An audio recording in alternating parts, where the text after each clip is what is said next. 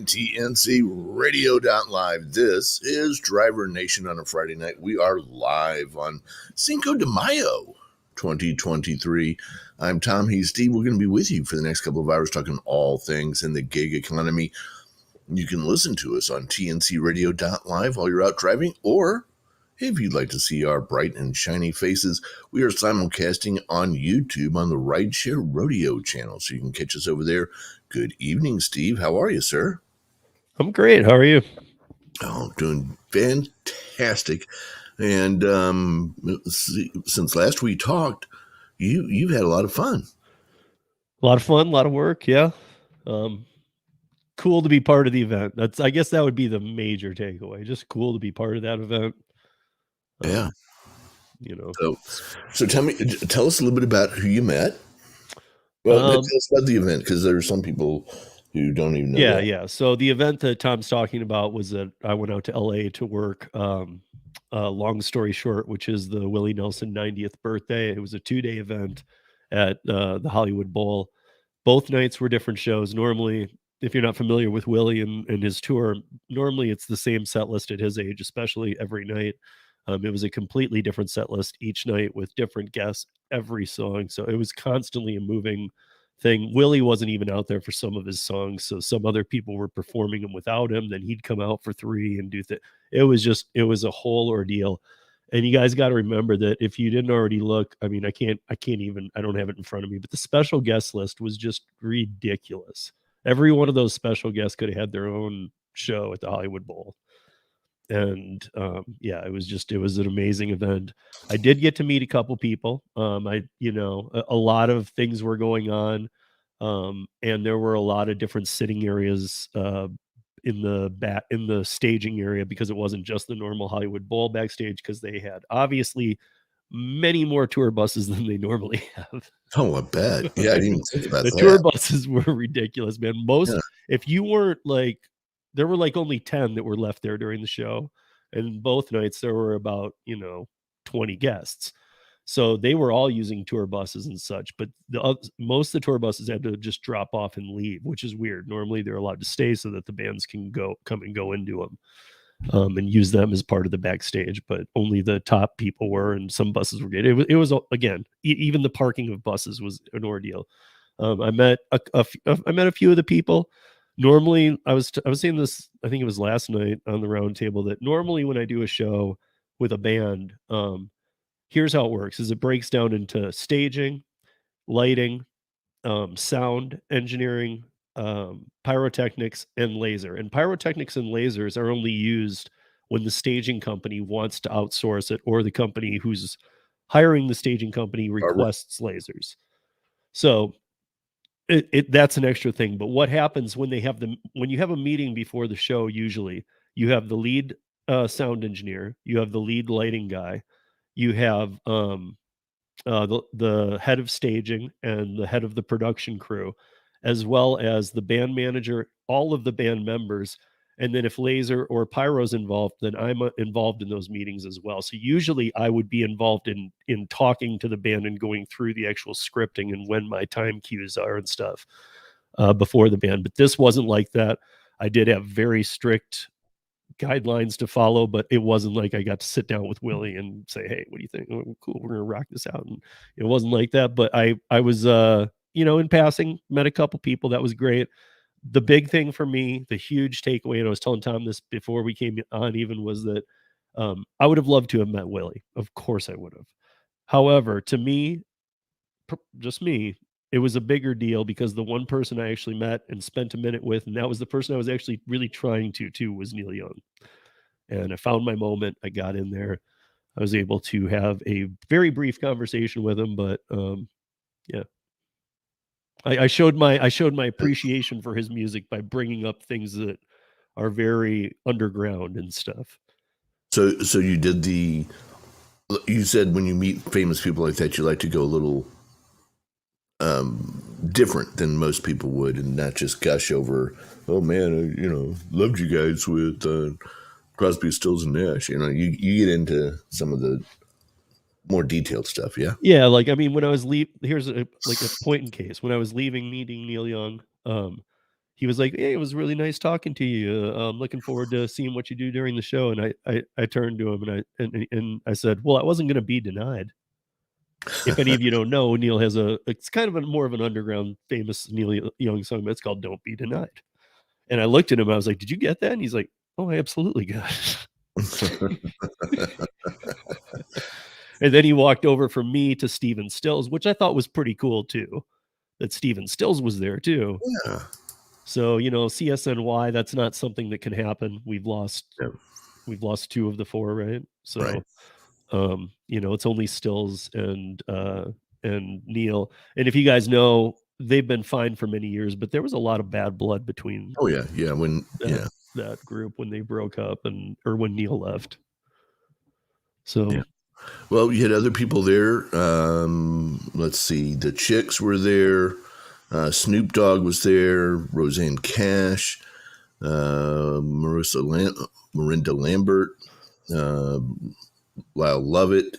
Who else kind of... Beck was amazing. Nora Jones doing 7 Spanish Angels was amazing. Both nights Nora Jones did a song. First night, I can't remember which Willie song it was, but the second night, she just blew it out of the house. It was the third song. Sheryl Crow did the second night. She did Crazy, and I was trying to think. I was confused because I thought Crazy wasn't Crazy Patsy Cline or... Oh yeah, yeah. So yeah, I mean, I know Willie did it, but I just found it recorded odd. it too. I mean, a lot of people have recorded that song. Yeah, yeah. I just there was only a couple instances like that where I'm like, that's not Willie's song. But I obviously these are the songs that meant something to him. And I also did learn that the artists 4 months ago were told to pick the songs they were going to perform, and they weren't allowed to change it. Which I Wow. found very interesting. Like when Willie invited these people, he gave them 3 weeks or something, but by the end of whatever it would have been, January, they had to turn in the songs they would be performing. And he Now, opened the book to whatever you want. get You can do this. anything you Get want. this. Boy, we got that one wrong. Willie Nelson wrote Crazy. Patsy Cline sang it. Okay, there you go. I didn't know that. I didn't know that either. He wrote the song. He wrote the song while living here in Houston, and he was also a radio DJ at different clubs at the time. And then moved up to Nashville right after he wrote that, and the song reached Patsy Cline, and there you go. The rest of this is history. Yeah. I mean, that makes sense. Again, it was one of those songs where Willie wasn't out on the stage. Everything was like a moment. Every song was like a moment. So even if you're not the biggest Willie fan, every song was like a moment. Either Willie was going to be out there with somebody, he was going to come out mid-song and join them and then play the next song, or else it was like that one didn't even involve him. It was just Sheryl Crow. She went out and they did a big lighting ordeal around her, kind of blacked out everybody else. Like I was telling Tom, the weirdest person to show up. And this was really strange. I mean, like there were some big names that maybe I'm not the biggest fan of, like Dave Matthews. Okay, Dave Matthews was on the bill, but he wasn't on the special guest. He's big, right? But the biggest one to show up that I thought was really weird, and it was just strange. It closed the second night out. Was that Jimmy Page? Or not Jimmy Page? What am I saying? Keith Richards. Keith Richards. Keith Richards showed up because I was like, okay, all right. It just the vibe of both days just didn't lead to that. I don't know. There was nothing wrong with it. It was great. Awesome too, though. It was great, but it was just weird. And again, somebody who's huge, absolutely huge, who wasn't on the bill. Nobody even knew he'd be there. So yeah, I'm just looking over this real quick. So apparently, Crazy is like really, really hard to sing because of all the different keys that it goes through. Like it starts in B flat and ends in B major, and so nobody wanted to record it because it was too hard. And then somebody got it to Patsy Cline's producer, and he listened to it, and it's like she could do that, no problem. And that's how it got going. But yeah, Willie talked all about that apparently in his autobiography. Yeah, and I guess one of the other highlights I would note, as far as like a song that really stood out to me, that I remember listening to with my dad, in fact, was that obviously it wasn't Waylon. He's passed, but George Strait played with Willie, and they did Poncho and Lefty. And it was pretty amazing. Like, if you guys know the song, it was pretty damn good. I wish I could play those songs, but because we're on YouTube, I can't do that. If it was just on the radio set, I could. But hitting some of the highlights of those would be good. Yeah, it's I mean, there was no going wrong. I will say that it's clear that Willie is aging, but it wasn't I'm not saying in a bad way. He looked good.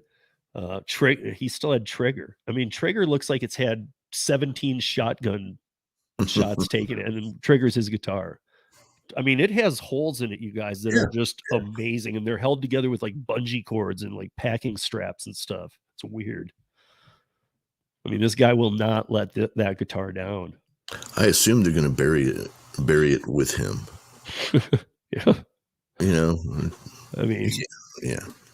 I mean, that just proves, like, you know, everybody always going out to get a new guitar. Willie's like, no, it's good. It's good. And I'm telling you guys, if you've never seen it, it looks like somebody was taking shotgun shots at him from across the yard. I mean, there's big chunks missing.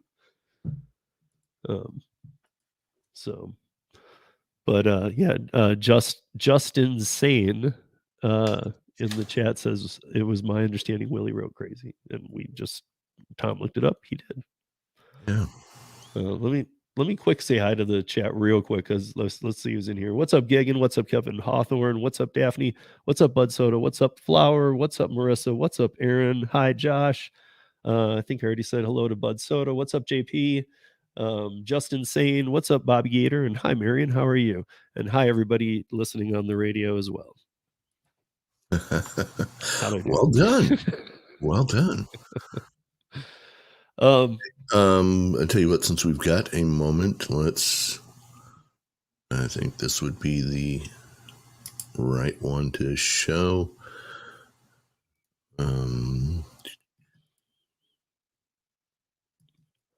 Here, let me do this real quick.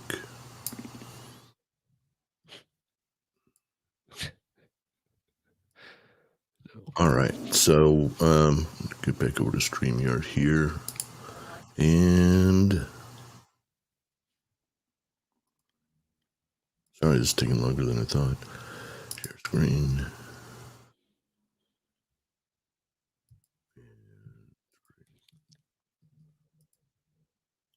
There you go. Now you can show that to everybody. Okay, here we go. There's Trigger, you guys. And actually, it was in worse shape. I feel like there was another hole beneath that big, like, huge hole. There was another one down a little lower. Yeah. And the one thing that doesn't look like that, you guys, is that there's 3 different straps that are very small but very strong that hold the guitar together in 3 different spots where they put tension on, because otherwise the guitar will fall apart. That's hilarious. So yeah. It's pretty awesome. Yeah. So, well, I think that was a wonderful trip. Happy for you that you were able to do that. I mean, that's awesome. Yep. I mean, I was literally in and out. I got in Friday night, 18-hour production days, Saturday and Sunday, and then I flew out at 2:30 out of LAX on Monday morning, so hours after the loadout of the show. Got back here. Max was kind of sick.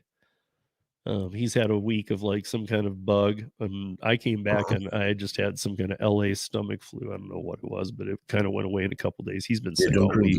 Don't drink the water when you go there. It's like going to Mexico.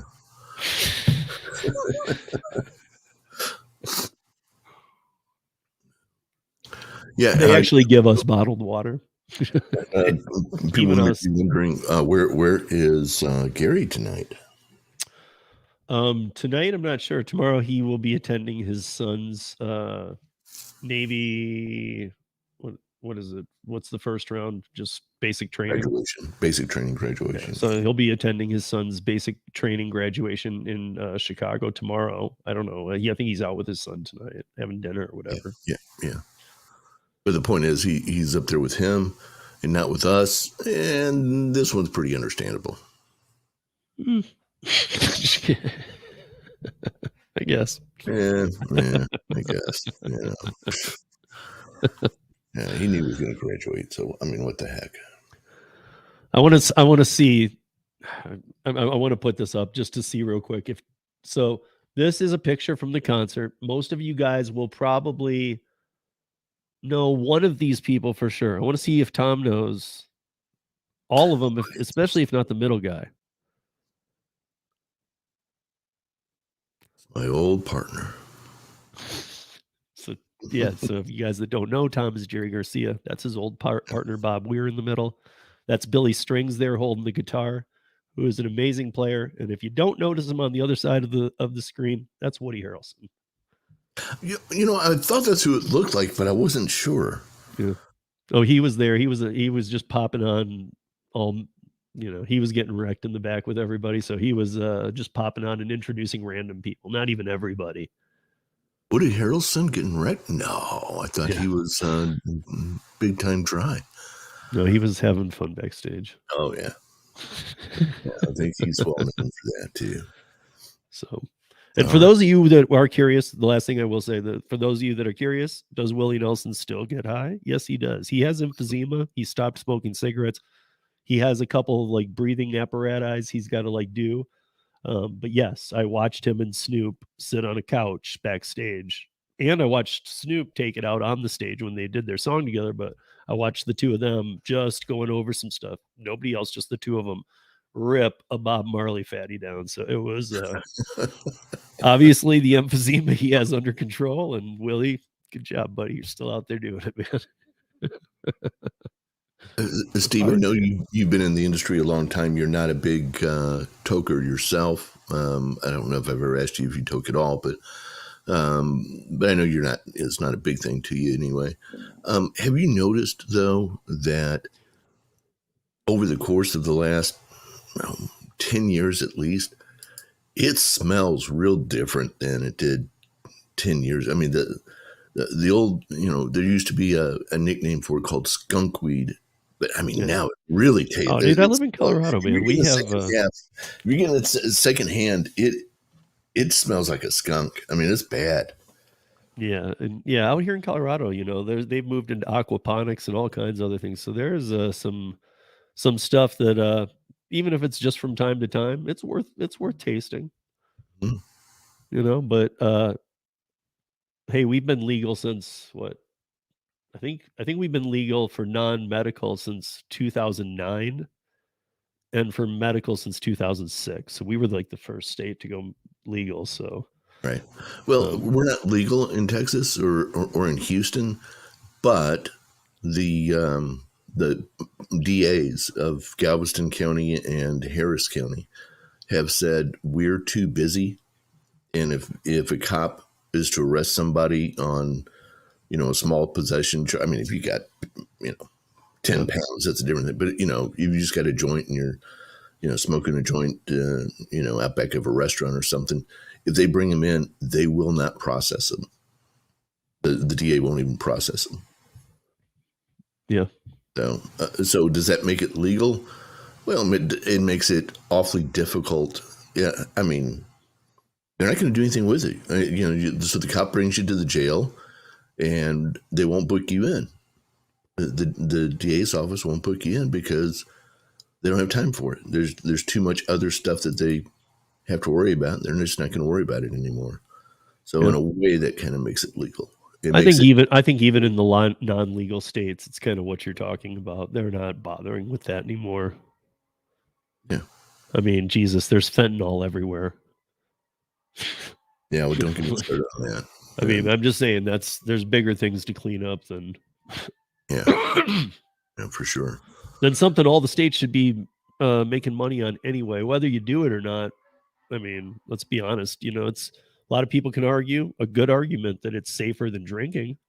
And to be honest, like if the state can take in that money, why aren't you? I think you're just delaying the inevitable at this point. I am inevitable.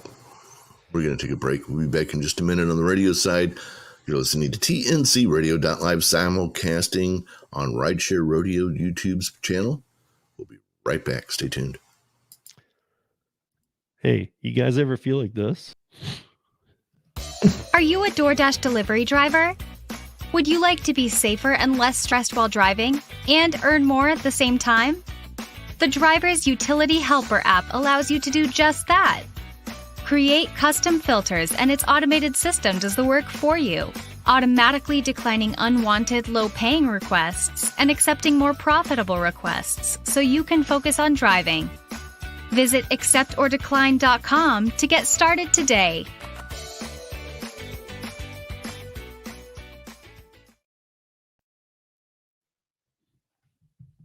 What's happening, everybody?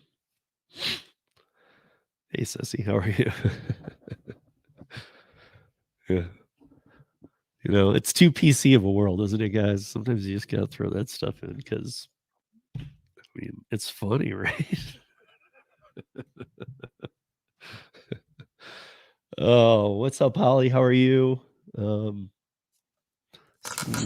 think that's, other than that, I think everybody else I've said hello to. I want to pull this up.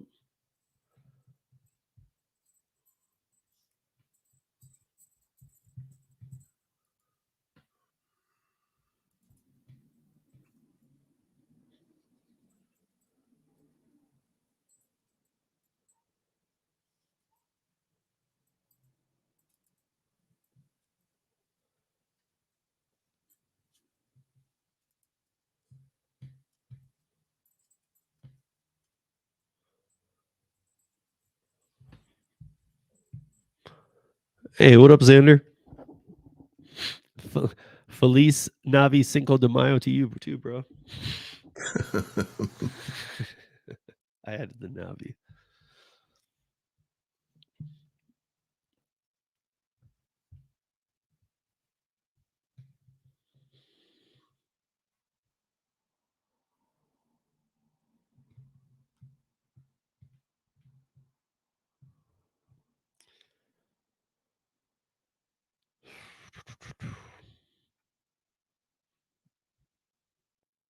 Okay, guys. So I'll say it when we come back on, but we got two things. Okay. One story we'll talk about after the hour. But 3, 2, 1.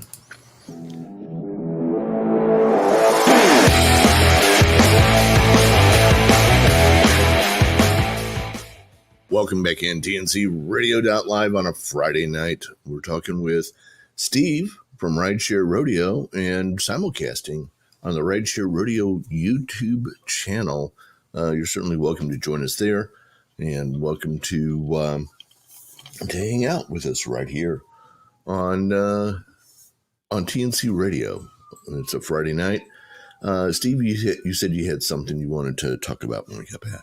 yeah, so I tried something a little different this week. So Tom, are you down for taking a funny approach? And if I throw out some clickbait titles that I've retitled the real stories, and they do go to real stories, and you'll just pick, and we'll go from there.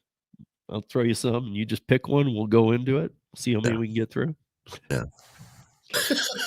So here's our choices, you guys. Yes. So now these are my titles. I'm admitting they are just clickbait, but so are most titles to most newspaper articles. So. This is true. So, but mine are funny. So, Tom can choose between these, which one we talk about. So, Okay. Lyft new CEO. Is this guy serious? Delivery driver ninjas. Uber former chief officer gets the book thrown at him in court. Uber plays matchmaker. Uber stock doing great, but still no profits in sight. I'm sorry. DoorDash explaining why they stole your tip. DoorDash raises 2023 profit forecast, and then the follow-up to that one, the DoorDash profit forecast. Well, that makes no sense. Kroger welcomes Uber Eats to the Get Out the Door Instacart campaign. And Uber Pool is the future of rideshare. And then the last one, at least the Badger State, is starting by going after companies making money. Wow, where to start here? Start with DoorDash Ninjas. That's the one that kind of caught my eye first. Okay, so the DoorDash Ninjas, the bot. So this one, pretty straightforward. it's talking about the fact that delivery drivers are now being attacked more than rideshare drivers, which we never even have discussed or even thought we'd see the day. But now they're a bigger target than rideshare drivers, and it's put quite a fear into people, especially into some Southern Florida people. Obviously, you can't judge the region and just think it'll keep happening there. It is happening elsewhere too, all the time. But there are delivery driving is. I never thought that I'd see the day where delivering food was going to become. You better know how to handle yourself and have a weapon, and it's very serious business. Well, one of the big things, and we saw we saw a piece of this a few weeks back when we talk about having a misleading title, but they'll follow you, so they watch you pick up the food, and especially if you have a nice car, there'll be a couple of them in a different car, and when you jump out of your car to run to the door to hand people their food, they jump in your car and take off. And we had one where, remember the woman who had a kid in the back seat, and but yeah, I see that happening. I mean, we had the guy but last week we had the guy get dismembered. He had his body parts torn off, and he set the food down, and he got pulled into the house. What? Yeah, dude, that was in Florida. Yeah. There was the girl last week in Florida. All this happened within 6 days of each other. So there was the girl last week in Florida who was a DoorDash driver who got abducted, was sexually molested. I believe she might have even been killed. I'm not sure. No, actually, I believe somebody came out and started somebody in Florida who was nearby started coming out firing their gun and scared the person off. And then there were 2 Instacart shoppers that ended up in the wrong neighborhood and got their car shot at. It's crazy.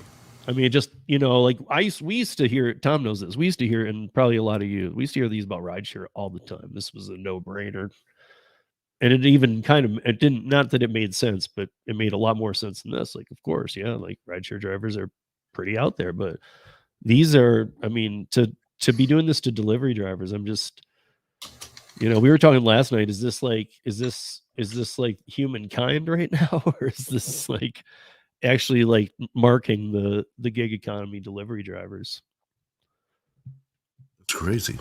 Yeah. But anyway, guys, if you do delivery, and a lot of you do, even if you are on top of your game, it is obviously time to, put your extra guard up. Don't be looking at your phone, walking away. Right. We were talking about just stupid things you can do that a lot of you probably already do. But when you set the food down, take 2 huge steps back to take the picture, and then walk to your car, and then finish everything out in the app in your car. But don't, because the guy I guess from the story, the guy who put the food down was putting it down and got pulled into the house. The door opened, he got pulled in. Yeah, and so, my point is, like, set it down and step back, like, don't put anything past anybody at this point. Be careful. So yeah, that's all that was. We'll move to a different one. All right. Yeah. Go back to my list here. Sorry. My phone locked and for some reason isn't. Come on.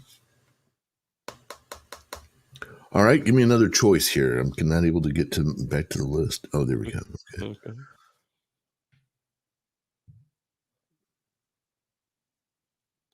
All right. This was the second one I want to do. DoorDash explains why they stole your tips. This one's actually pretty sad. I mean, a lot of us might know this, but let's go back a little bit in history here. So this article actually is talking about DoorDash pushing back against a key food delivery pain point. And there ends up being a couple, but I'm just going to read a little portion of this. So DoorDash services were considered by many to be invaluable during the COVID pandemic. where the services helped keep some restaurants in business, drivers received paychecks, and no, we didn't. And customers got convenient food delivered. The service was good and made the best out of a bad situation for all involved. Delivery convenience is something many people are comfortable paying extra for. However, while DoorDash has experienced great growth, it also endured scrutiny as the company wasn't transparent in how tipping was being processed for its drivers. Now, really pay attention here because this paragraph's going to piss everybody off. Customers thought that if they left a tip, the entire amount would go to the drivers, but this was not the case. The tip only went to the driver if the order amount met a minimum to cover the cost of the transaction. DoorDash skimming the tips to cover its own costs. DoorDash has now stated that they don't do that anymore, and they have changed their tipping policy. Everybody okay with that? No. I mean, it's unreal. And then it says, DoorDash holds a majority of the food delivery service market and is experiencing more pain points. The pain points come from both sides. Its customers and restaurant partners. Customers are complaining about the increased cost in using the delivery services, while the restaurant partners are the cause of the increased cost in the transaction. I have a problem with that as well, because DoorDash makes you inflate those prices to cover the cost of putting your restaurant on their platform. Right. So, it's just, and then a study showed in 2022 that restaurant partners in average had raised prices on average across the board on the DoorDash platform 20%. So 20% markup on the food, right? Then the service fee, then the Right. processing fee, then the Right. $2 to the driver.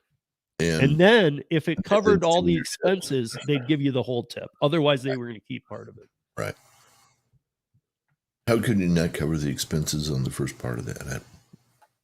None of it makes sense. And I'm sure, again, this is all cleverly worded in the TOS, but I'm just, it's crazy to me, that after all this time and everything that we know and learned, why are we still fighting transparency?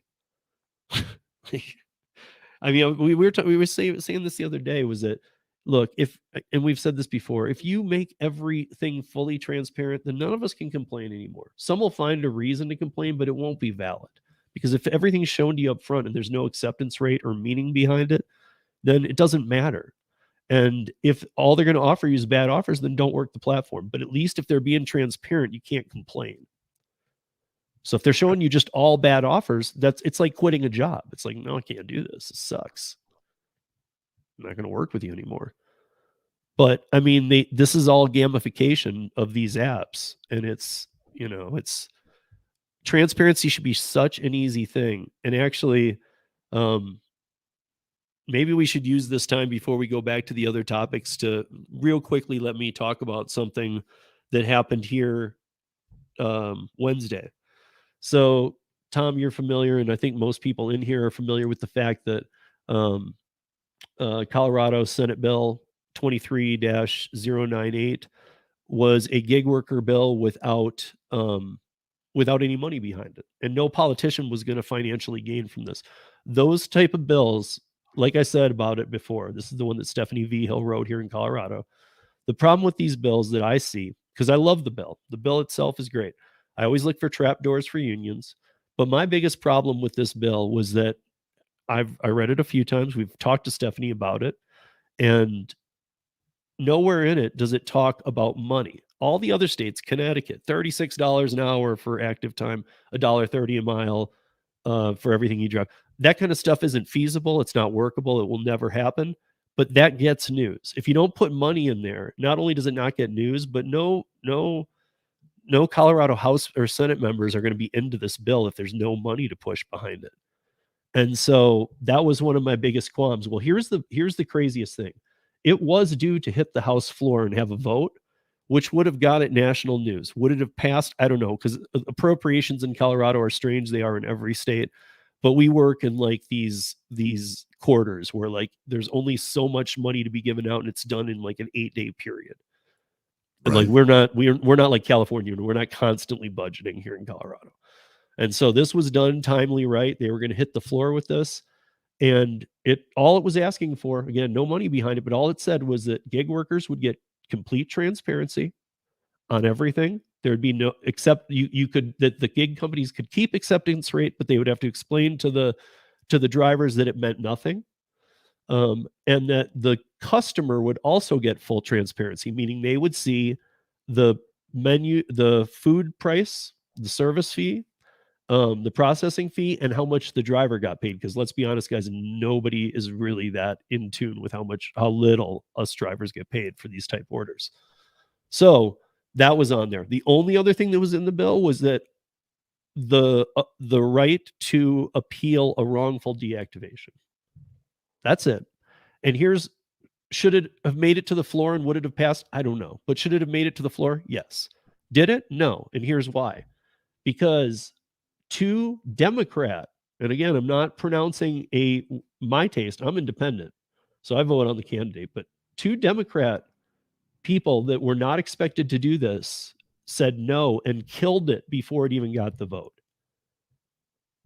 Because they have big tech behind them. And it just goes to show again and again and again, we can talk about this till we're blue in the face. Look, if there's not money rolling in, even to the good politicians, nothing gets done. And look, if whether you're a Democrat or Republican and wherever you sit, just know that two Democrats killed this bill. And this bill was to help people. Yeah, but I have a problem with the bill beyond that. Okay, and so this goes back to understanding how the process works. When you take a bill like this that is lacking some of the essentials that you pointed out, you only get so many bites of the apple. And so the committees and the way that it's set up so that they determine, because you cannot have the same bill showing up and over and over and over and over and over again for discussion and or voting or taking to committee and that kind of stuff.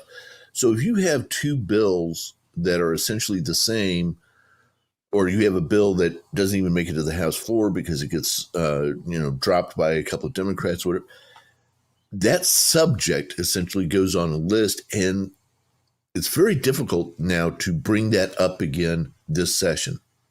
It won't be brought up this session. I already emailed with Stephanie. She's already looking at the next one and maybe how they'll come about it in completely different way even. Right. But that's, while I appreciate Stephanie and this was not a smart way to get into this to start with.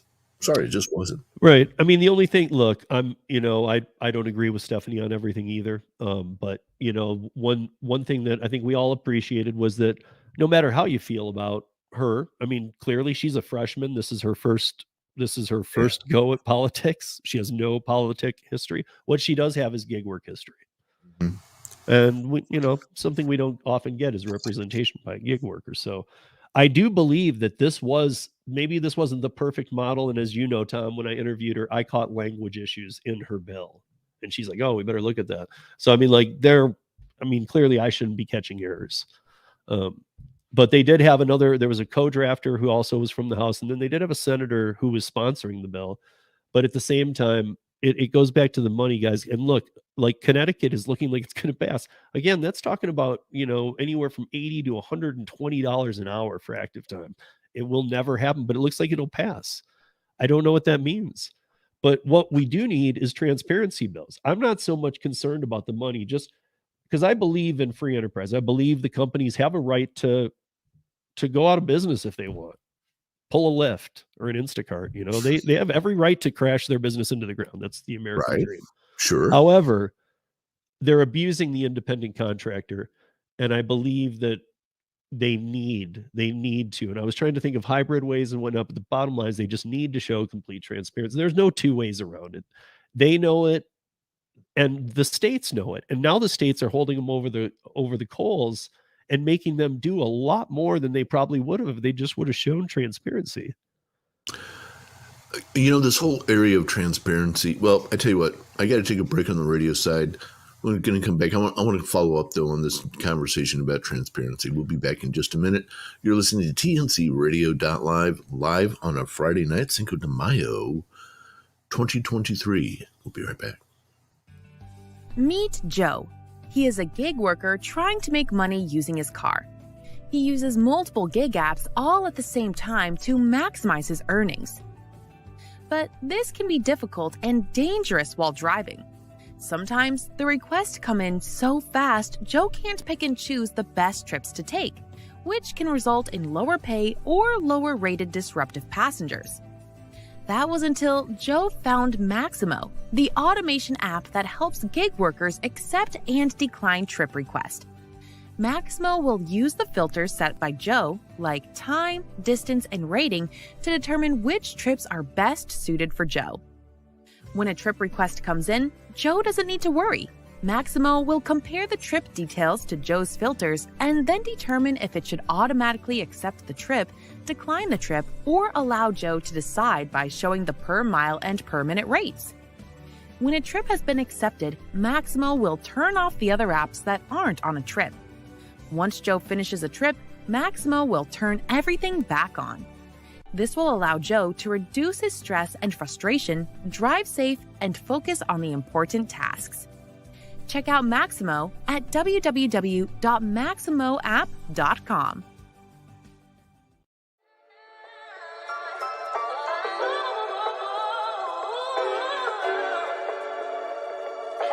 G06 going crazy.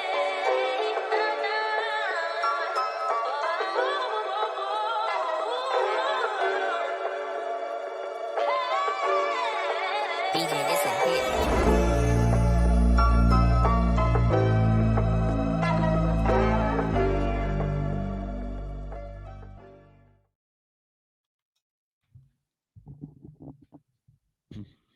Are we still out for a minute?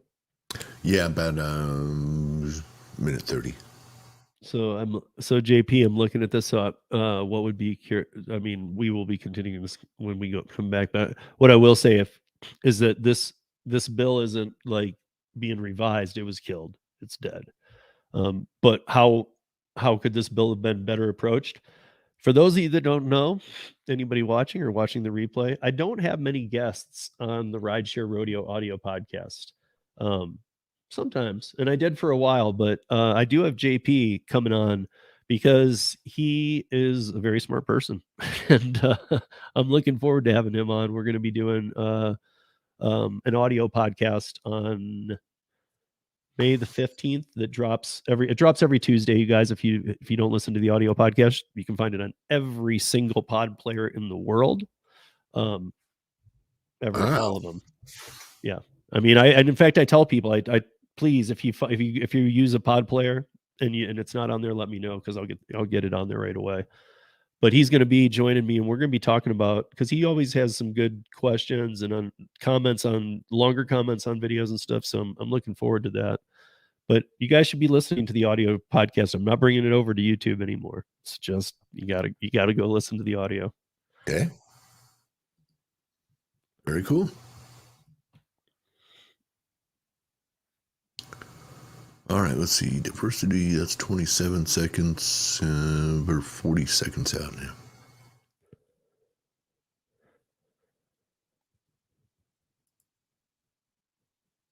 Wait, Bud Soda, why is this the worst? Why is Uber the worst? I think DoorDash is just awful. I mean, DoorDash just even said, not only do we not show you the tip, but behind the scenes, we steal some of it if we don't like the way it worked out. I mean, wow.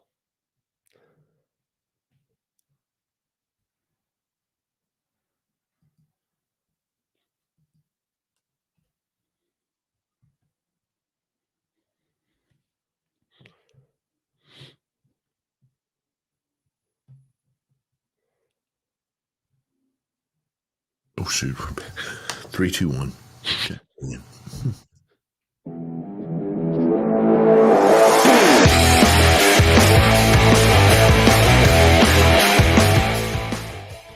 Welcome back in TNCradio.live. Happy to have you here with us on a Friday night, talking all things gig economy wise.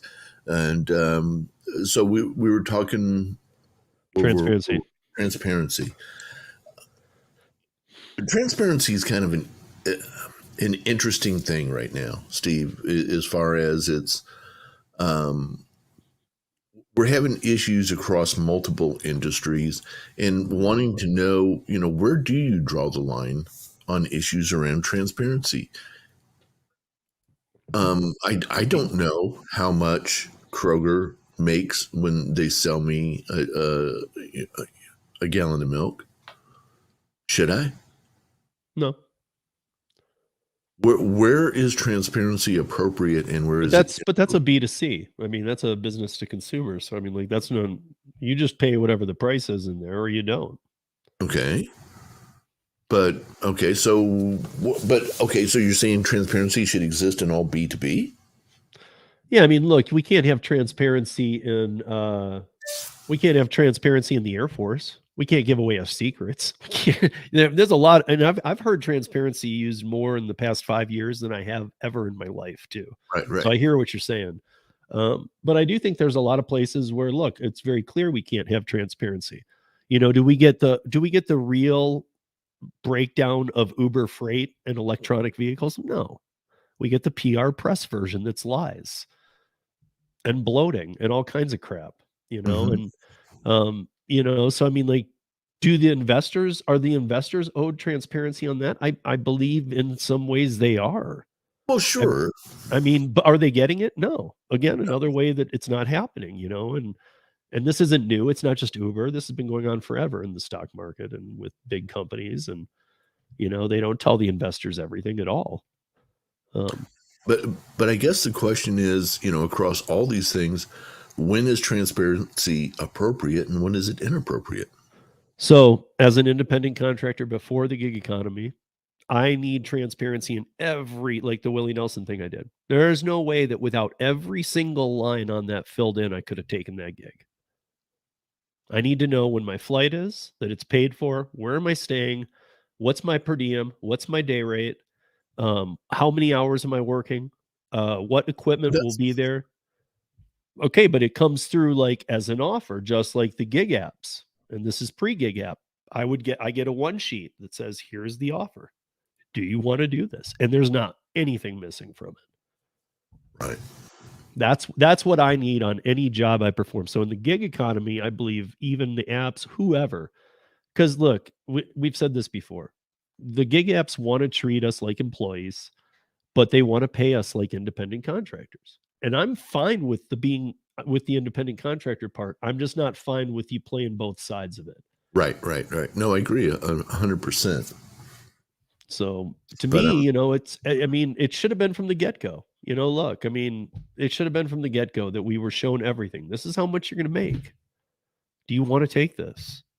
No. Or yes, whatever. But you can't, how do you make a good decision for you, your family, and your finances if over 50% of the details are hidden? So what you're saying is transparency is what you're going to make. Transparency is being honest in the amounts and the distance and where I have to go to pick up, because I know my city. I know I want to go over here. So if you have that information, you're going to make X dollars for this far, driving this far, doing this much. Does it matter to you how much Uber makes?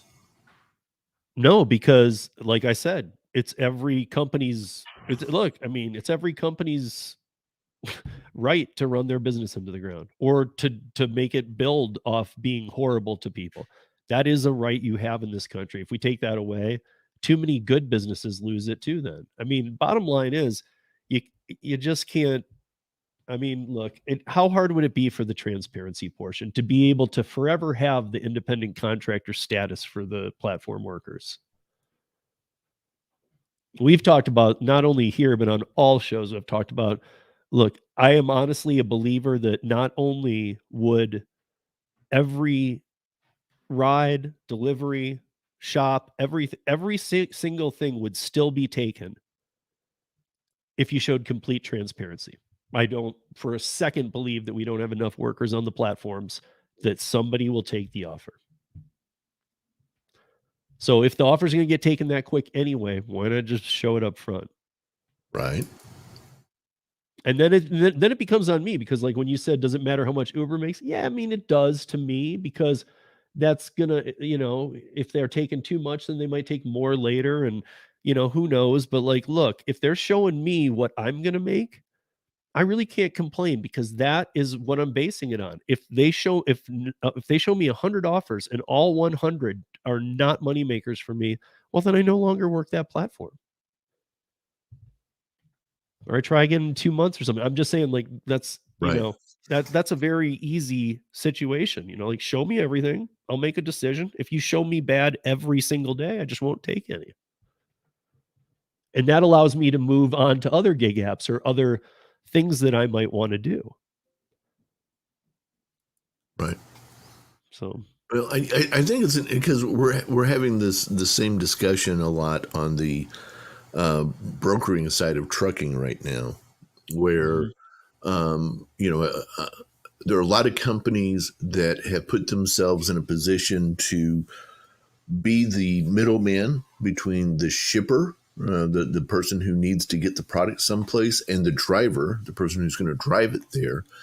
And there's a big argument going on in the industry right now about how much transparency should exist there, in that if the broker cuts a deal with the shipper and says, we'll do this for $2.50 a mile, okay, and then they cut a deal with the driver for $2.25 a mile, and they put 25 cents a mile in their pocket,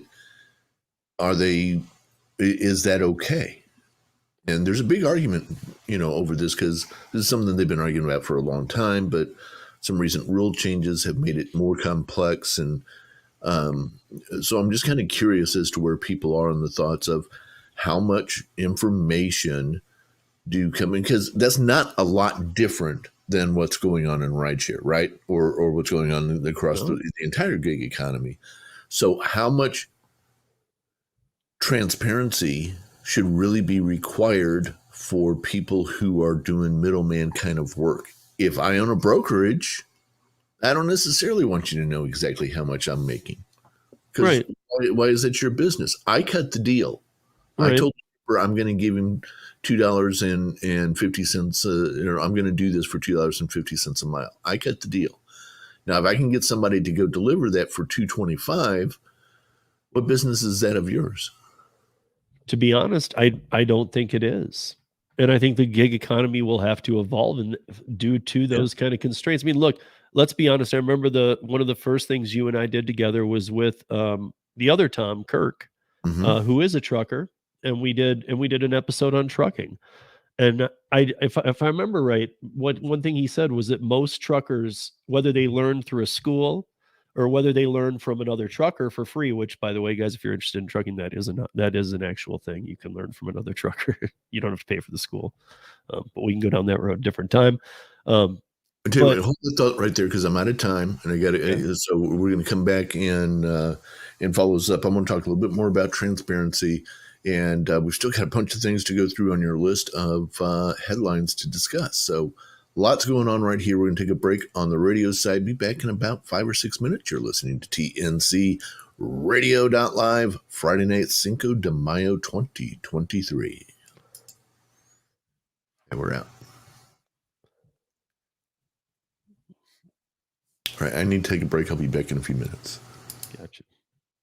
Are you tired of being limited by the algorithms of the courier apps? Do you want to take control of your earning potential as an independent contractor?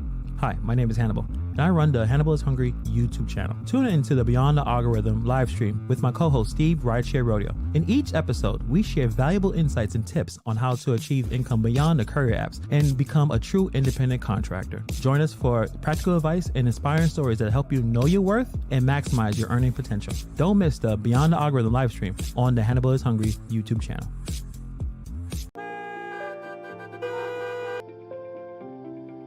ParaWorks is a new way for drivers to find high-paying job opportunities.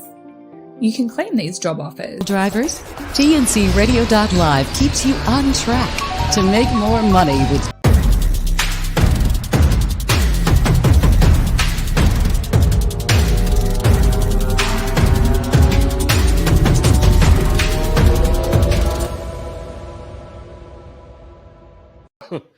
Guys, I'm gonna bring one of those every Friday. I find something on TikTok and it's not even like the most outstanding always, but I'm gonna find something that grabbed me that day. And when I was creating over on TikTok today, making something, I just ran into that. I hadn't seen the movie in a while. And for those who haven't seen it, obviously, this isn't a spoiler. It's just a tip for you. Is that movie is there's something about Mary. It's an older movie, but still hilarious to this day. And if you haven't seen it, make sure you go check it out.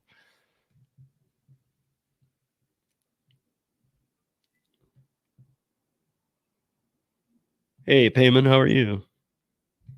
And hey, Gary Middleton, I think I saw you. Oh, there you are. Hey, Gary Middleton, are you still in here? How's your son, man? We were talking about you earlier. Your ears must have been ringing.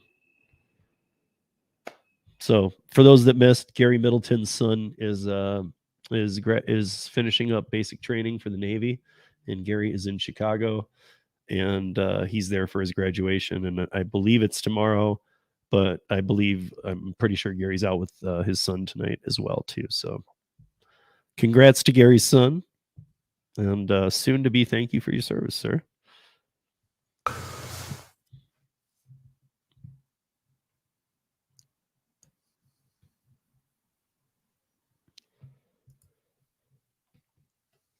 Sorry, guys, I'm just catching up here on a little reading before we come back. All right, we're getting ready to come back here on the radio side too.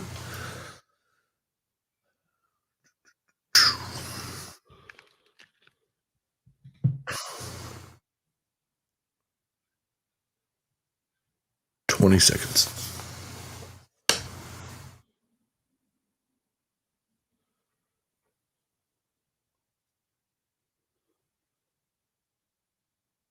And hey, what's up, Hannibal?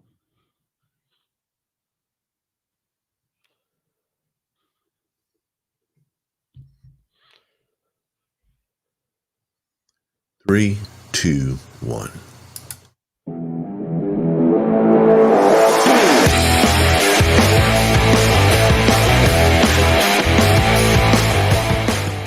Welcome back in TNCradio.live on a Friday night, Cinco de Mayo on 2023. I'm Tom, he's Steve. We're going to be with you here to the top of the hour talking all things around the gig economy, which is what we do every Friday night at this time. So, Steve, we were talking a little bit right before the break regarding transparency. So what I'm going to be talking about for the next couple of minutes is from a trucker's perspective, but it all translates very well to everything in the gig economy. So plug in DoorDash, plug in Uber, plug in whatever companies you're thinking of in the same spot. And I'm thinking there's not going to be much of a difference. If the broker states on the front of the community, you can decide if you want to work with that broker. Simply said, Uber, Lyft are simply brokers. Agreed. That's JP's gig corner. This has been a huge argument. So I've had two groups on in the last week. One is the chief relationship officer for a major broker, major player.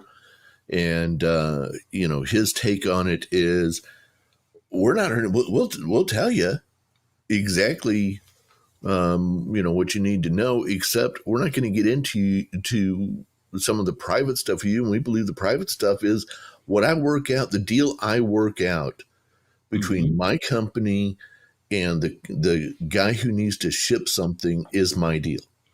Mm-hmm. Okay. And what I offer up, then take it, don't take it. I don't care, but I'll tell you exactly how much money I'm going to pay you to do it.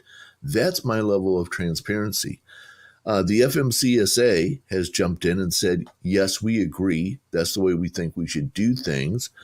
A group in Congress is wondering, has the FMCSA, which is kind of the watchdog, if you will, over trucking. If the FMCSA has overstepped its boundaries, but it's already a done deal, and here's why. This other group that feels like everything needs to be spelled out, everything needs to be transparent. You need to know exactly how much the shipper is paying, what the broker is taking, what the driver is getting, all that kind of stuff needs to be spelled completely out. They have found out that all of the people in Congress who are going to sit in this hearing to figure out whether or not this is appropriate all have received substantial amounts of political money from the Political Action Committee that is part of the brokerage firms. Okay, so the guy who is in charge of all of that, who's a Republican from Kentucky, I think it is, he gets the most money from this group, but everybody on the committee gets money from this group. But on the other hand, there's no like type of money coming from any kind of trucker association, that represents the drivers. So they feel like this is all just a whitewash, and that everything is set up ahead of time for this entire thing to fail, and that they will never get to know what it is that the broker and the shipper have worked out. Now, this has nothing to do with double brokering and all, which is a whole crazy thing that I'm not getting into that. That's not what I'm talking about. I'm just talking about three parties. Okay, just three parties: the guy who needs something shipped, the guy who's going to drive it, and the guy who puts the two of them together. Correct. Okay. And the drivers are feeling like they need more transparency about what the other two have worked out. And I'm torn because I hear both sides. I hear what they're saying.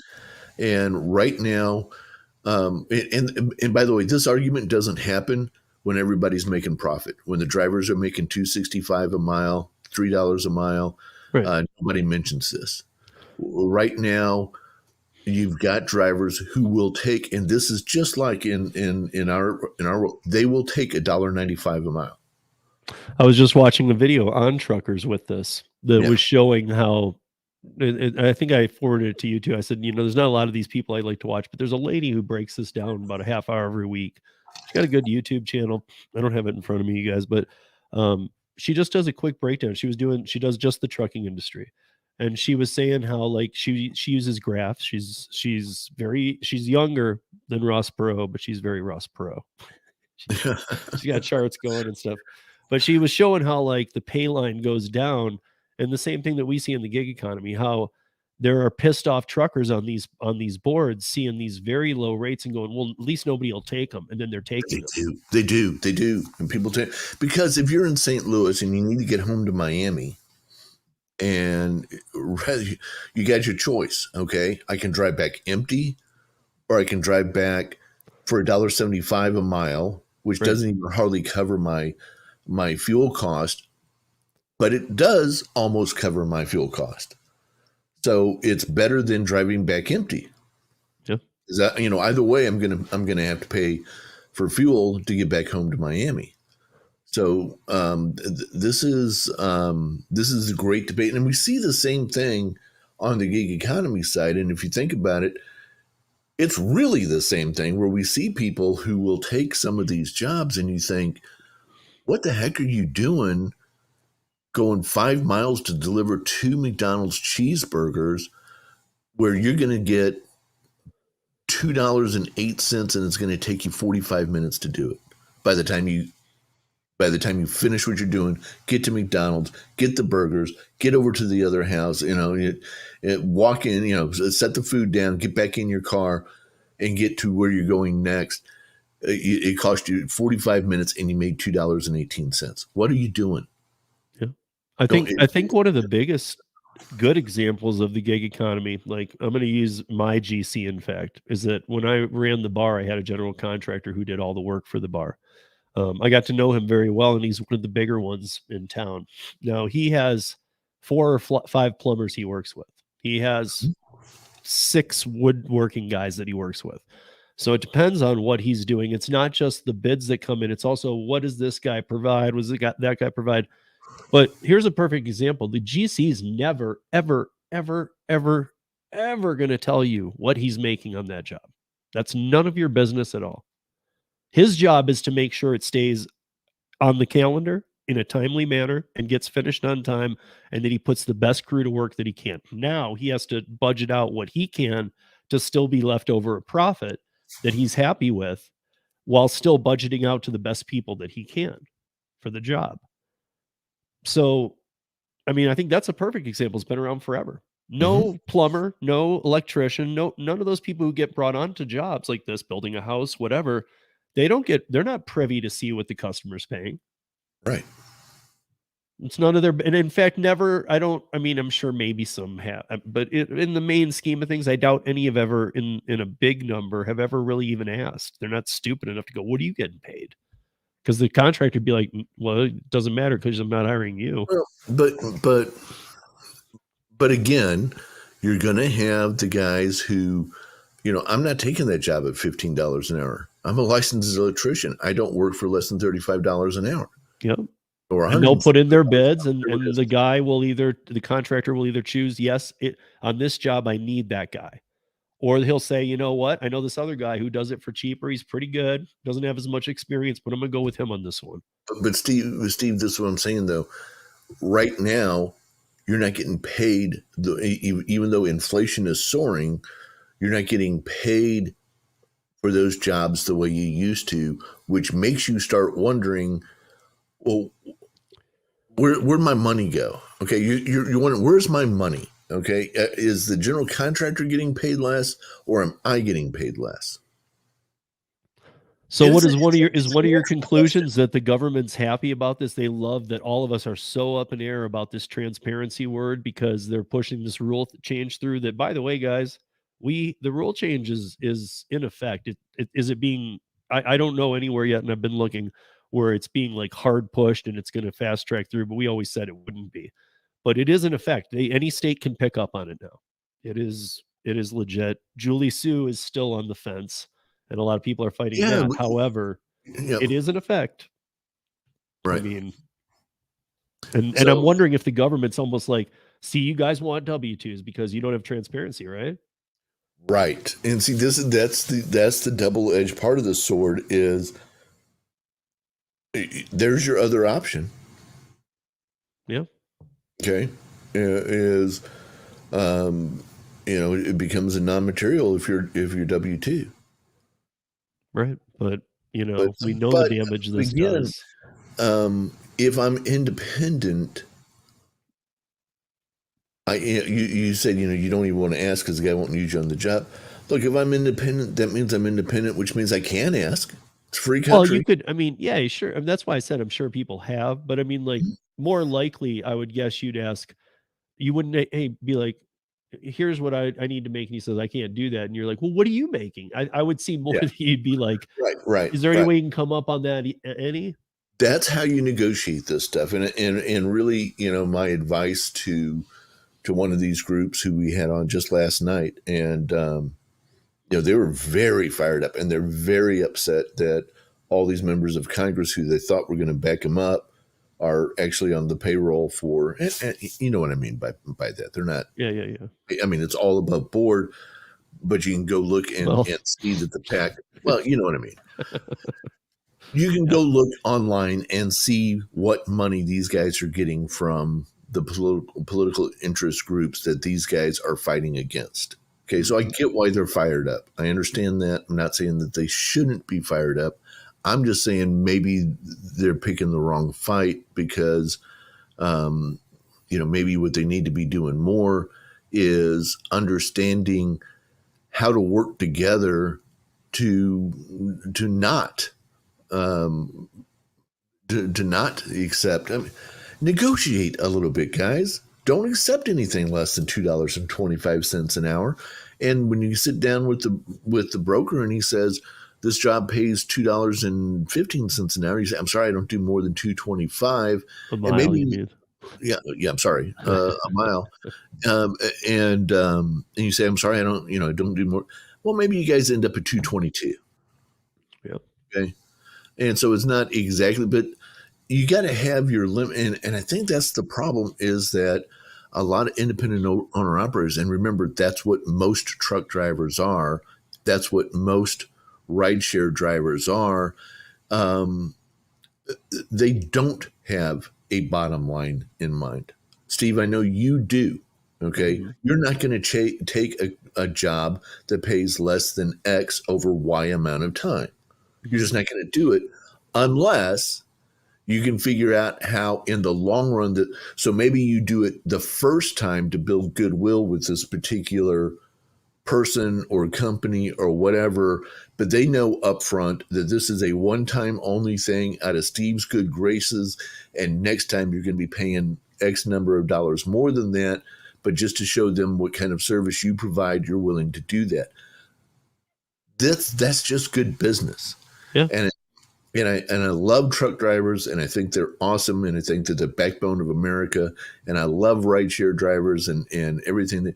But I think sometimes they sell themselves short, and rather than figure out how to do good business, they can be great drivers and horrible businessmen. Yeah. Well, I think with the gig apps too, one thing that the truckers don't have to deal with, which is a blessing, because I believe they're the backbone of America as well. But one thing they don't have to deal with another thing that I just completely think every app needs to just not only get rid of, but just destroy the idea, burn the blueprint, is the gamification of the apps. Quit playing games. Don't make me do 3 trips for an extra $8. Don't make me do this or that, or jump through this hoop and light myself on fire for an extra 10. I mean, I'm not. Don't make games. I'm out to make money. They are starting to see that in the trucking industry. Absolutely, they're starting to see that in the trucking industry. That if you take 3 jobs in 1 month from the same broker, that they're going to give you a gas card with points on it so that you can have a free shower when you're. Absolutely, that's starting to happen. Okay. Yeah, well, and that's sad then, because that just even makes things that much worse. It does. Confusing. It does, and that's where it gets really confusing about. Okay, wait a minute. What am I really saving by doing this? And they can.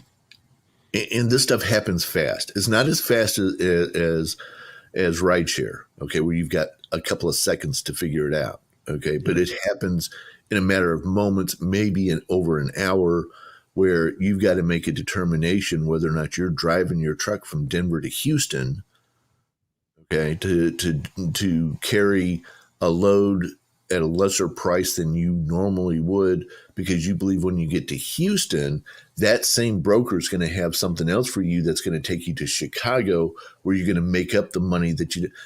And it's all happening very, very quickly. And if you're not careful, suddenly you just went from Denver to Houston to Chicago to St. Louis to Indianapolis and back to Denver.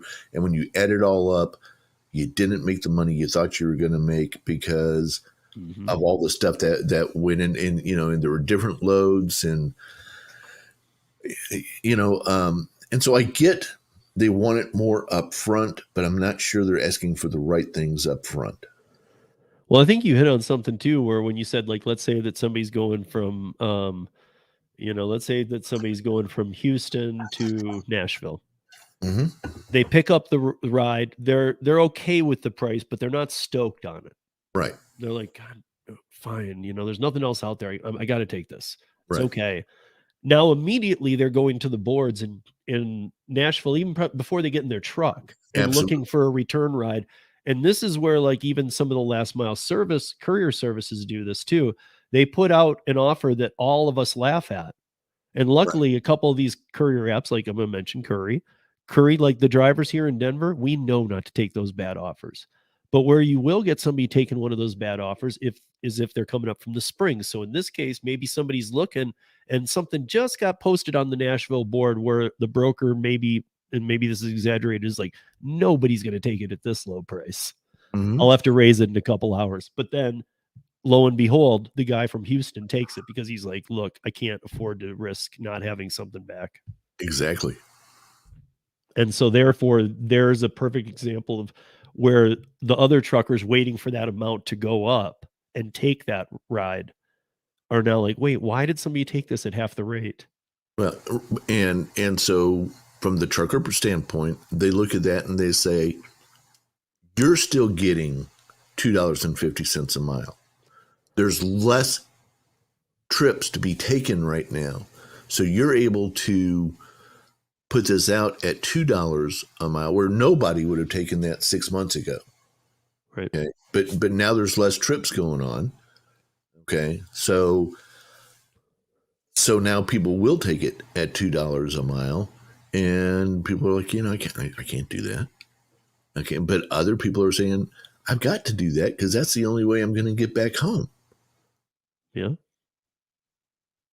Yeah. I mean, I honestly think in the trucking industry, that could even be more damaging than some of the courier type ways I see it in, because I know some of the courier websites, not apps that I use, I go to them and they have the trucking payloads on there. So I'm kind of getting in the past probably 8 months, I've for the first time ever been truly exposed to the trucking boards.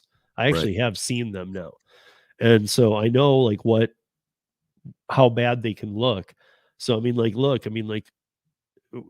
getting into the age of apps. We've been in it for a while, clearly, but I think that now what Tom's saying is making sense too. Like the trucking industry is figuring out, wait, why aren't we doing this with the apps? And I'll be honest with you. But I mean, websites, same thing.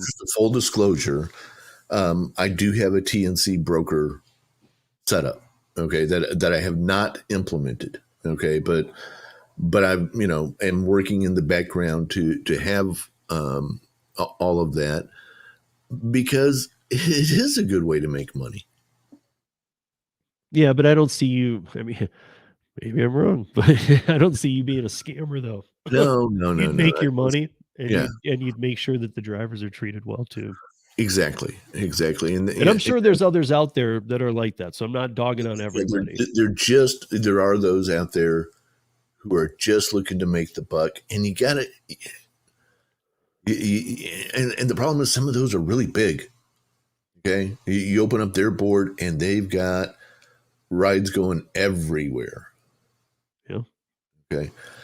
I guess what I'm surprised about when I look at Uber and Lyft is why has it not proliferated through the rideshare community the same way it has through the trucking community, where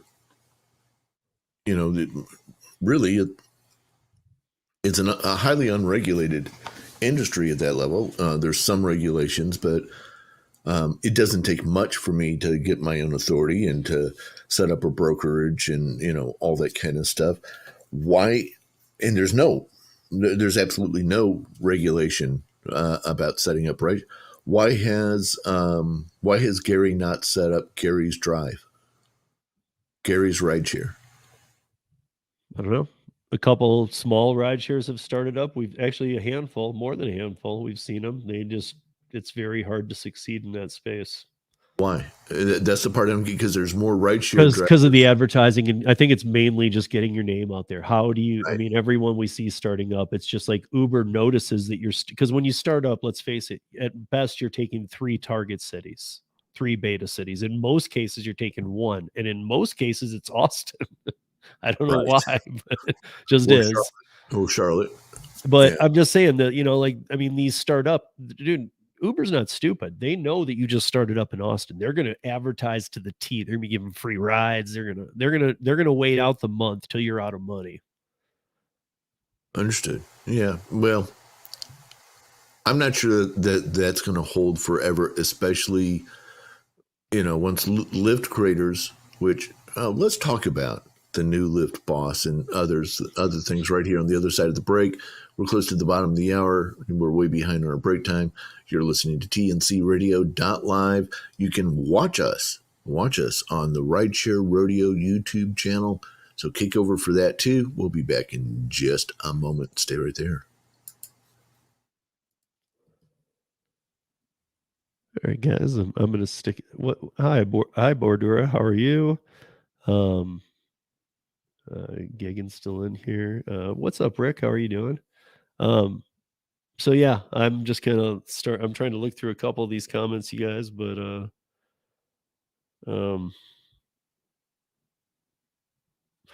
yeah, I didn't know that the trucking industry had moved to gamification or that they were starting to do that crap too. Oh yeah. I mean, and it sounds pathetic the way they're starting too. A free shower. I mean, I guess you were just getting off the top of your head, but no, but seriously, it costs $25-$30 to take a shower if you don't have the points already set up. Oh, it does. Oh yeah. No, you can't just pull into. I mean, I knew that they charged. I just didn't know it was that much. It's $25-$30. And if your wife is with you, or team driver or whatever, and you both want to take a shower and all, then they charge you twice as much, $50-$60. And so I'm working with a group called the 32 Truckers a Day, and that's about how many truckers a day commit suicide. And we put it out there last night on our first episode here on TNCradio.live that we've got you covered. If you need a meal, if you need a sandwich, or if you need a shower, we've got a phone number. Call it, and we'll take care of it. Wow.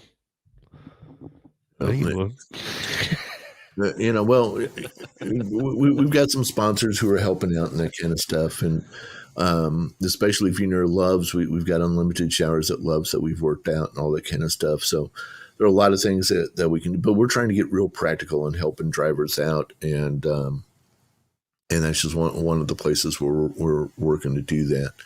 But yeah, there's a mental health crisis in this country, and it cuts across social economic lines, and it is very severe right now through the trucking industry. And I can't solve all of it, but if we can help one, that's our goal. If we can help at least one person a day, then that's great. And that's where it needs to start. I mean, last night we were talking about real quick. Sorry, we were just coming back in 3, 2, 1.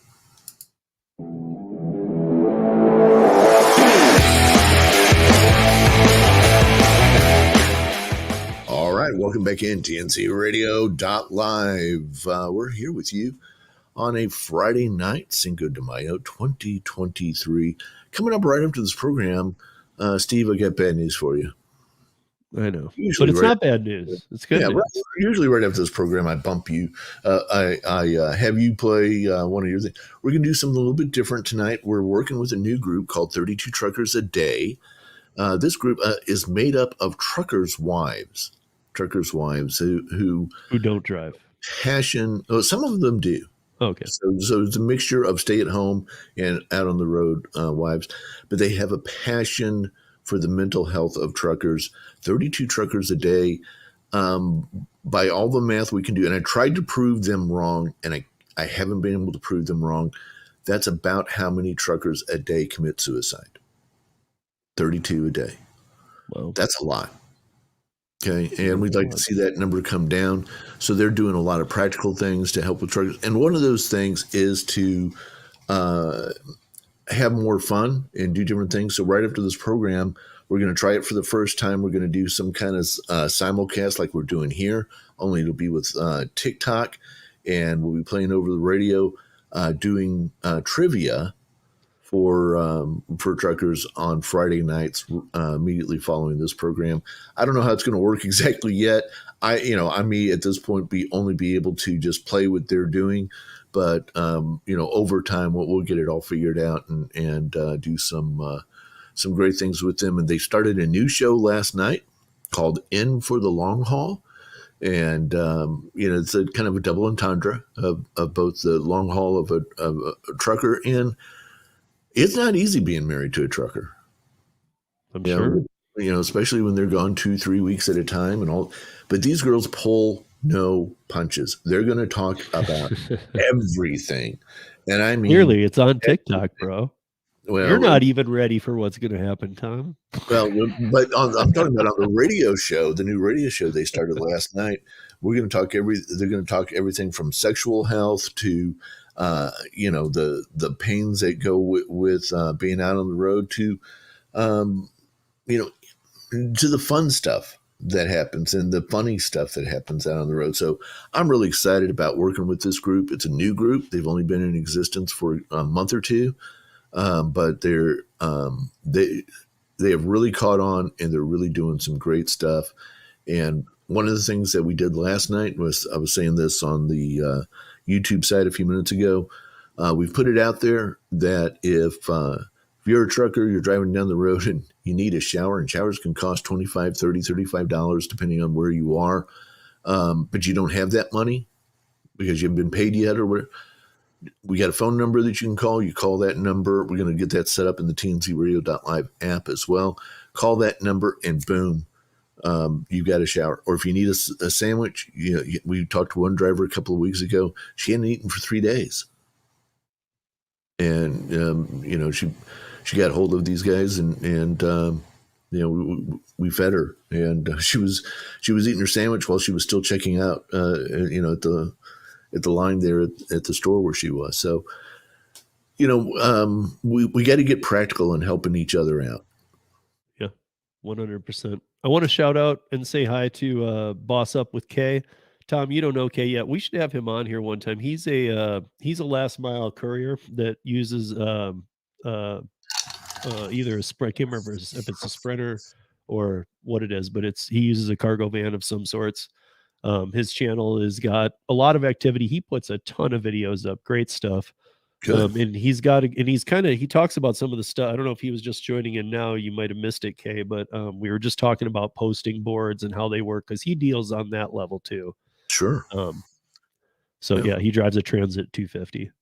Love to have him on. Yeah, we need to get you on one of these times because on this show we talk about that kind of stuff and it actually intertwines with what you do, Kay. And so that would be fun. So tell me about this new Lyft boss. That's one of the yeah. So first of all, what was it last week? 26 or what was it? 26% of the employees laid off. This week, every employee has to return to work. I mean, for a company that is like losing half of their value every month, like this guy's got some balls, man, to like just step in where two other people just totally screwed up. I mean, we've talked about this, like when the pandemic happened, why did you not create food delivery? What was wrong with you? Right. I mean, in one day, rideshare ended. One day, there was no more rideshare. And if there was little bits, Uber had it. Lyft had nothing. Yep. March the 12th, 2020. Boom. Yeah. It's over.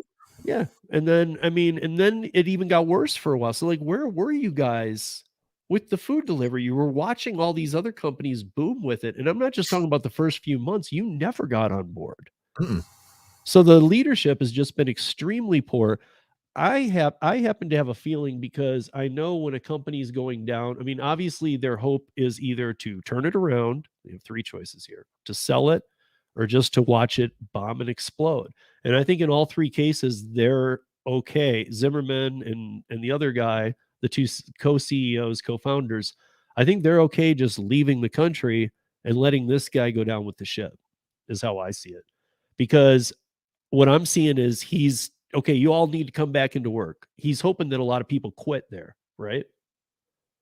Probably. I mean, that's my thought. You have to be back here Monday. Well, I'm going to quit. Okay. Because then he doesn't have to pay you unemployment insurance. Right. So, I mean, I just see it as like 26% of you are gone. Okay. I mean, okay, now you have to be into work Monday. I feel like it's not really about improving Lyft. I feel like this thing's over, guys, and we're like burning off everything, selling the furniture, and you drivers are screwed. Sorry, but I mean, I don't know that we've talked about it for a long time. We've talked about the possibilities of who Lyft could team up with. I don't think there's any interest anymore in Lyft. I think that even like missing the food opportunity in the pandemic, I feel like a year ago, potentially you could have talked to DoorDash.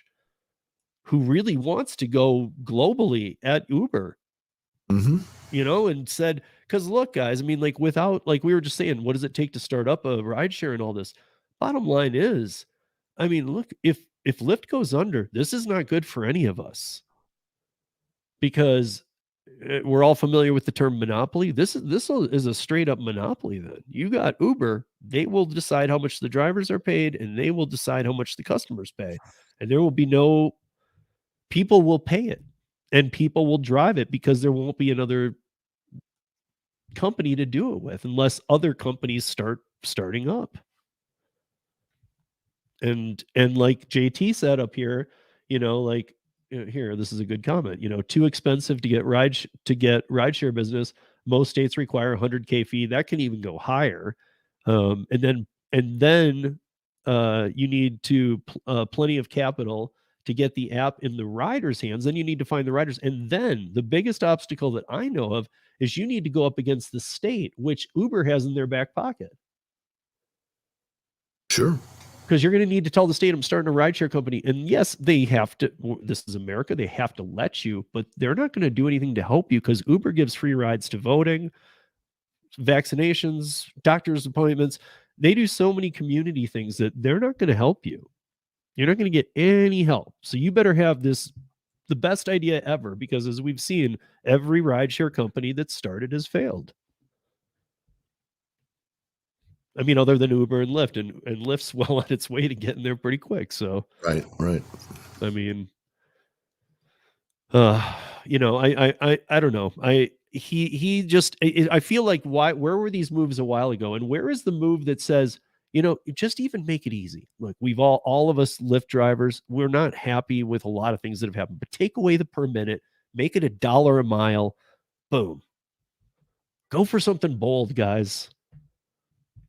Do $1 a mile and then charge accordingly to the customers, where you're still in line with Uber's pricing. And if you need to take a little more of a cut, even though you're almost dead anyway, do it, but pay the drivers $1 a mile. See if you can flip how the cars look and how the passengers feel about the experience. Because right now, I can tell you, I talked to enough drivers where passengers are not happy with the condition of Lyft at all when they get into a Lyft, but they're also not happy with Uber.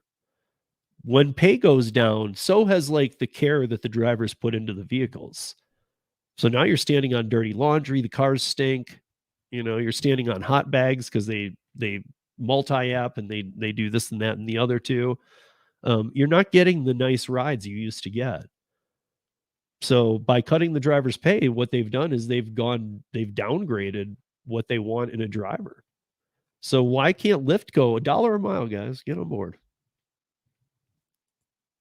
I mean, it would blow up, and it would cause a media frenzy that could actually help Lyft, because that would, on an Uber X in most cities, these days you're looking at 55 to 65 cents for an Uber X. So let me flip that back around on you then. So why don't they? What are they? What is the issue here? Because this guy's, I don't even know. I mean, I saw what he did. He was, what was it, years ago? He was like a brand manager for Amazon. I know he had something to do with Microsoft like a generation ago. But to me, and the age isn't what matters, but he's a 56-year-old that, as far as I can tell, hasn't done much in 3 years. And they now want him to run a rideshare logistical company, but he has no experience in either. I mean, how do you take somebody who was helping with projects at Amazon and make them in charge? You need to run this logistical rideshare company that's nationwide. Really? Like, right. He's the guy, huh? I just don't buy it.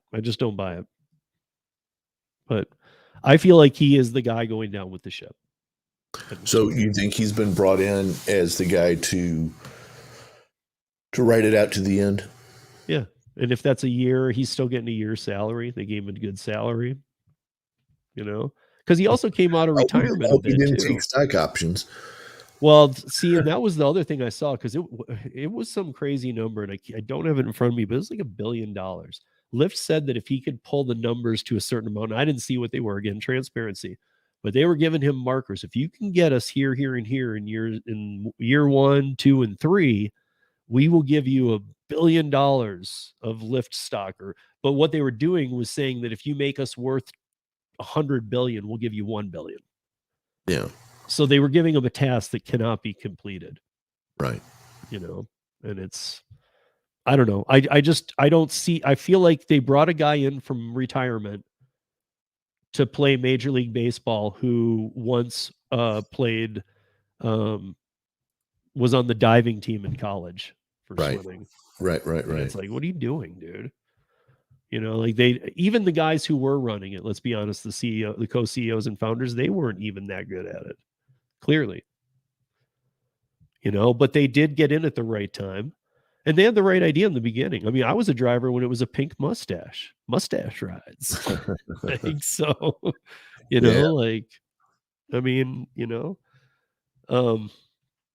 yeah, that's that for that. That's all I got for that one. If you want, I'll try and roll through these, see if we can hit them all. Yeah, hit a couple others. Let me see if I can just hit them all real quick. So the other one was Uber's former chief security gets the book thrown at him in court. Okay, so the guy who was responsible for the 56 million hack, and I don't mean he was on the clock. I mean, he paid $100,000 to have the hack covered up and tried to hide it, was on criminal charges. He was supposed to do a couple years in jail, and then he was supposed to have probation. Well, he got a year of probation and 200 community service hours. I think we all can agree this guy will do none of those community service hours. And this home arrest is just BS. And he has to pay 50 grand as his fine. Wow.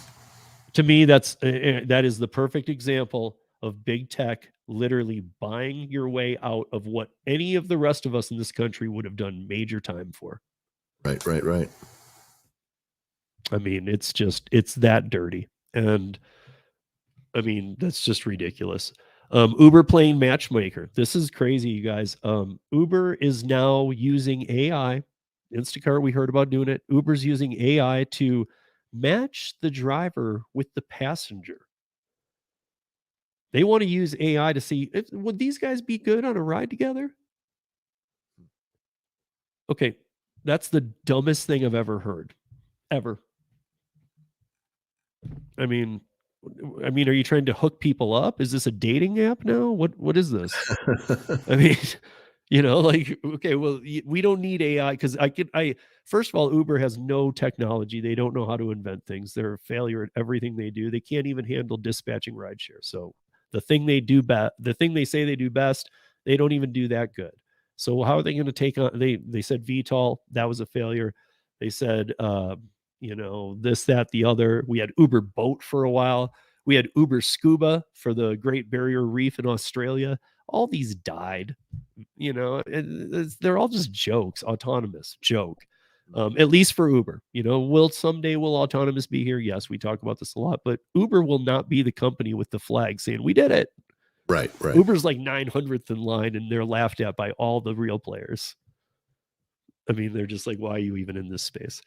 But so, another story, Uber stock doing great. And all the headlines are saying this. And, oh my gosh, look at the revenues up. Okay. But guess what? Still no profit. And in fact, a loss again. The loss is less year to year, but you know what? I feel like it's things like autonomous and VTOL and all this, that, and the other that they buy and then they sell off at the right time. And then they buy it at the end of an earnings quarter. They buy it back so that they don't have profit to put out, but they make sure that we all know that behind the scenes, look, I'm just going to be honest of what I think is that behind the scenes, the right people are getting paid. Even though Uber doesn't make a profit, the right people are getting paid. Right. So that's happening. DoorDash and the stolen tip. Okay, DoorDash raises its 2023 profit forecast because it says that the demand for food delivery has gone up so much this year that they're raising it. Okay. Now, I had a funny story after that was the DoorDash profit forecast. Well, that makes no sense. And for that, I'm just going to put up a screenshot here that we can read 4 points on. So, okay, DoorDash, sir, this is why This is why I said, well, that doesn't make sense, because DoorDash serves a need, but high costs are difficult to mount. I don't know what that is under the logo. Let me take that off for just a second because it's bothering me. Unless the company shifts towards a model that requires less dependence on manual labor, which is expensive and inefficient. Expanding into groceries and international markets will not solve the company's cash bleeding, because neither plan shifts away from using manual labor. They keep using this term. These expansions will only expand losses. Investors need to adjust. This is where they're saying they need to adjust their earnings. I always hate it when they do this, because it makes me think, are you sure about your earnings? For DoorDash's excessive stock-based compensation, the result reveals destruction of capital and losses being subsidized by shareholders. The risk-reward in buying DoorDash is completely unfavorable. There are so many more rational opportunities in the market. I actually agree with every part of that. So the articles that say that DoorDash is crushing it, I'm going to say I know a lot of DoorDash drivers who are not doing so well. And I'm going to say I've read a lot of the articles that are more real that allude to that. They're not doing that well. Yes, they have the market share. Well, but to say that the number one reason they're not doing well is because they have human beings involved, and that they have manual labor involved, again, they're just looking for a way. In the end, the drivers lose. But even Travis Kalanick back in the day, his story was, listen, I don't know when, but we will get rid of the drivers. We will go to autonomous. And he was thinking before 2020, and that became before 2025. And we've watched the moving target, and we know how actually unrealistic not only those dates, but even adding another 20, 25 years to 2025 isn't realistic. Right. We might be at more of a level 3 autonomous, but we're not going to be at level 4 or 5. There's no way.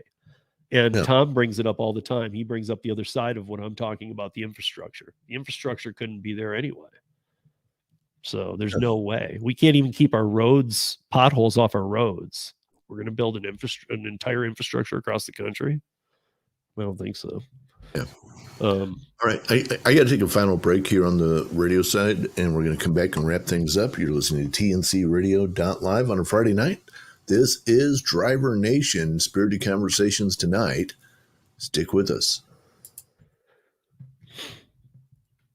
All right, Steve, when we come back, I want to try to get out a couple of minutes early so I can try to go set up this TikTok thing. Let's see. 3. Rideshare Lisa, how are you doing? Oh, Rideshare Lisa. Hey, Helen, how you doing? She's saying that lately Lyft has been busier in her market than Uber. Is it paying better, though? Interesting. That's my question. But yeah, I guess before we come back, since we're going to be breaking out, the one thing I will say is that one of my favorites is, this is the last one I'll do, is that Uber Pool is the future. I never thought after the pandemic we would see Uber Pool ever again. I am shocked. It's already been in 5 cities, but the program will now launch in Baltimore, Miami, Nashville, Philadelphia, and Washington, D.C. And it's already in 5 other cities. And they're going back to the pool method. And guess what? Pool saves you 20%. Guess what? It doesn't make the drivers anymore. And at this point, with the state of the world and how people are acting, I'll pay the 20% to have my own ride. I'll never ride it. I'll never drive it. Period. I guess my thing is, the bottom line is that, like, look, I think they're doing this straight up to show, because like San Francisco and California is all over them for emissions. All the articles don't read all cars in California are causing a problem. It says Uber and Lyft are killing California. Those are the type of clickbait articles. Sure. So I think this is just a play to say, no, we're stuffing people in cars now. We're making sense of it. I don't think it's here to stay. But I think it's sad that they're even bringing it back. Like the pandemic it got rid of it. And I thought we'd never see it again because it's been the dumbest idea and it's never worked. I've done enough rideshare for years that I know I never, ever did. I mean, I did some pool, but I never ever had good experiences. I never made great money. Pool was not for pool was if you didn't want to make money and you wanted to waste time. Right. I still agree with that. So bringing it back makes no sense. We still live in, I mean, I think people staying home for a couple of years, their immune systems got stronger too. So now the common cold knocks us on our butt for a week. So I don't want to be sitting in cars with multiple people. Right. So, but yeah, when we come back, guys, I don't know, Tom, are you on TikTok tonight too? Is this thing on TikTok? I don't know how this is going to happen. TikTok will be on TNC Radio. I don't know that I will be on TikTok. Okay. I just wanted to, because you can just listen on TNCradio.live, or you can download the app. But me, I wanted to go on the TikTok side and see what Tom's TikTok's on. Yeah. I'm surprised he's on it. I'm happy, but I'm learning. I don't know what I don't understand any of it. That's okay. Yeah. All right, 30 seconds out, and then we'll go 3 minutes.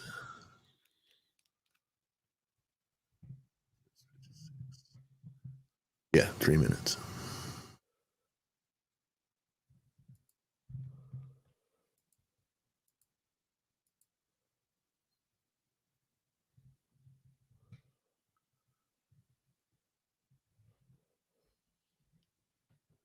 Josh has a request. Right.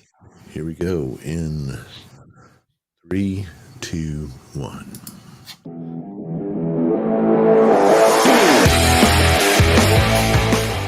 All right, welcome back in. Final segment here, wrapping things up on a Friday night. Driver Nation, I'm Tom, he's Steve.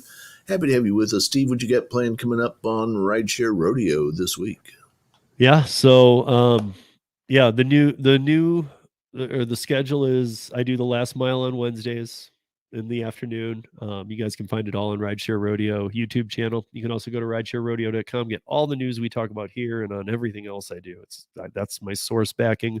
It's been around for a long time. You can download the podcast from there or any app player. I do the Thursday night rodeo roundtable, and then I do Friday night with Tom and usually Gary. We do Driver Nation here for 2 hours. And then on Saturdays, I do 13 minutes of gig news. But starting this week, that drops on Sunday now. So that is being changed. So tomorrow there will be no 13 minutes, but it will drop on Sunday. And it was getting to be like all over the map at what time it was dropping. It will be 4 p.m. Eastern, 1 p.m. Pacific. It will drop. So cool. All right. Well, and on the TNCradio.live side, always lots going on, and our primetime lineup has really taken shape. And let me point you to TNCradio.live/podcast. All sorts of shows out there. Take a look at those and download them. They're not all about trucking. Some are, some aren't. Women Road Warriors takes on any number of different things. It's about empowering women in the business, and jump in and check that one out. We've got on Monday nights we look at mental and spiritual health. We're going to be adding a new physical health show here shortly. I can't tell you about that one yet, but it'll be out there in the next couple of weeks. And we've got a lot of thank you, Steve, for putting that out there. We've got a lot of great stuff going on. So don't hesitate to jump in and learn more about TNCradio.live and all the podcasts that we have out there. We do a lot. Do a whole lot. Oh, and don't forget about Gary'sApps.com. Gary'sApps.com. Gary'sApps.com. That's where you can get those great apps that we were advertising earlier in the show. So, Steve, that pretty much wraps it up here from Houston and Denver. Yes, sir. Hey, everybody, have a great weekend, and we'll see you when we see you. Be safe, earn smart, and be good to each other. Peace. Absolutely. Peace out.